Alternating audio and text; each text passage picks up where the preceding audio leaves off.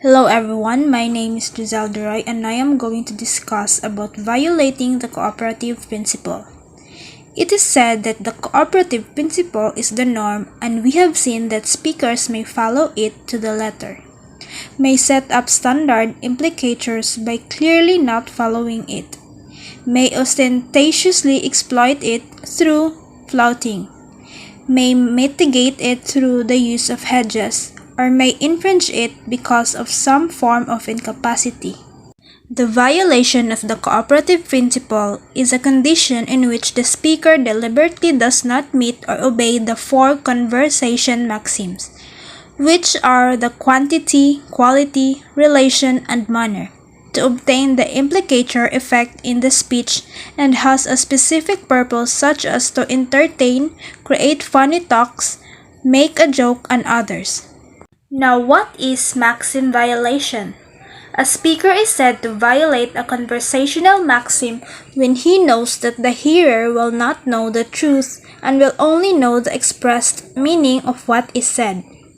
To put it differently, the speaker intentionally misleads and deceives the hearer.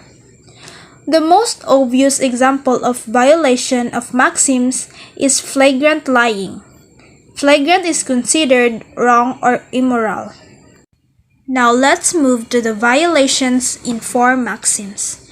The first one is the maxim of quantity. Requires contribution that is as informative as is required. When someone contributes more information that is required, then it can be said that he or she violated quantity maxim. The speaker does not allow to make his contribution neither shorter nor longer than is required. For example, A asked B, "What did you have for breakfast this morning?" B responds, "I had some toast and jam." Now what have you observed in the example? Yes, B is obeying the maxim of quantity by giving as much information as is needed.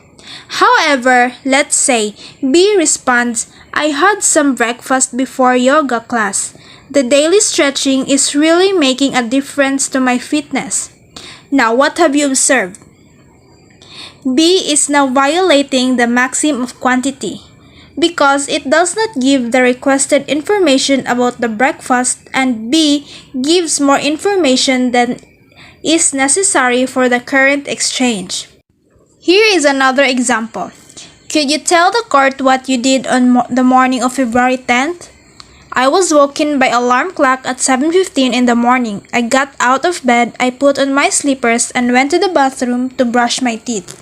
This example also violates the maxim of quantity because from the conversation, we know that the speaker only asked about what was he doing in the morning of February 10th. Yet, he provided too much information for the answer. The second one is the maxim of quality. Violating towards maxim of quality is a situation where a speaker is not sincere and gives wrong information to a hearer, which can be said as lie. Speaker can violate the maxim of quality by not being sincere and tend to give wrong information to a hearer, according to Cutting 2002. The maxim of quality requires information provided in conversations to be genuine and justified. Here is an example. The girl asked, "Jim, do you know where the Big Ben clock tower is?" And then Jim replied, "It's in London." In this example, Jim does not contribute what he believes to be false and to be unsubstantiated because what he said is true. Here is another example. "Jenny, how do you like this novel?" "Oh, I like the red cover." The maxim in this conversation is being violated because Jenny says something that evidently she does not believe. Like for example, she is lying and she gives wrong information to the hearer. Now let's proceed to the third one, the maxim of relation. Violating towards maxim of relation happens when a speaker changes the topic to avoid the answer or topic that brought by another person in conversation. Cutting 2002 defines that violating in maxim of relation happens when speakers try to distract and change topic to another one. The last one is the maxim of manner. States that the utterance should be brief, be orderly, avoid ambiguity, and avoid obscurity of expression. Here is the example. What did Laura do when she heard that Larry's boat had arrived? Laura jumped and ran to the pier. One finds this conversation normal. Why? Because the maxim is observed. Now for this second example. What did Laura do when she heard that Larry's boat had arrived? Laura ran to the pier and jumped. One finds this bewildering. Why? Because the maxim is violated. It seems like in the example 1, she uses the correct order of the words, which is Laura jumped and ran to the pier, which I can say that Laura is excited and jumped when she heard that Larry's boat had arrived. And in the example 2, Laura ran to the pier and jumped. It seems that Laura is scared of Larry, so she jumped in the pier when she heard that Larry's boat had arrived.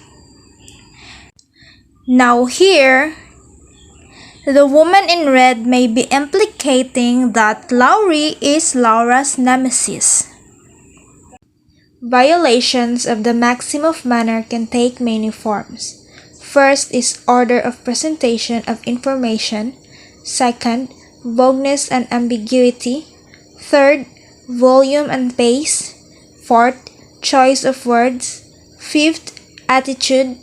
And lastly, even facial or gestural expressions. And that's all about my topic.